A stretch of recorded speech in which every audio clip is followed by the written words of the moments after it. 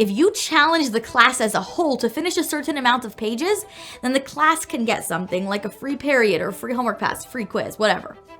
I find that when teachers just go to treats, students get this weird sense of entitlement. It's like, you got us a large Slurpee this time?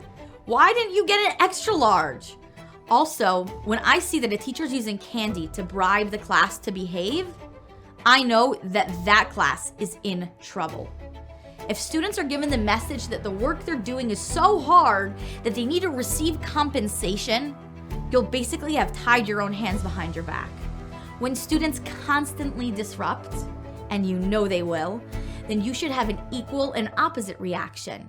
Give them a boring piece of independent work. And that's not a punishment. It's just that the student must not be kept busy enough because they have time to schmooze with their classmates in the middle of class. So you're just helping them to be stimulated enough. If a teacher needs to give the student busy work, the page must be completed, and the way to prevent getting further pages is by modifying their behavior.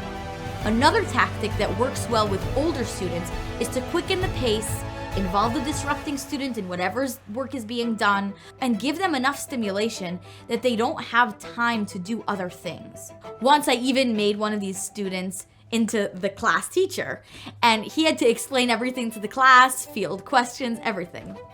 An important way to keep students on track is to ensure that they always have what to do. A lack of adequate work is an invitation for trouble. An additional aspect of my classroom management program is called the class-wide methods. Students raise one finger when they're finished their work, 2 fingers for the bathroom, 3 for the resource room, 4 for a drink, and 5 for a question.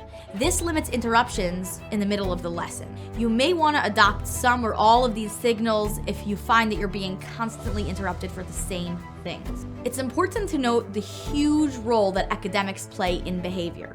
Some students act out because the work's too easy or too hard, so don't overlook differentiation. But that's a discussion for another time. Formative assessments, which are assessments given to students in order to inform you of how they're doing during a lesson, are amazing. The point isn't to rank a student as A, B, or C, or D, but rather to inform you what needs to be worked on.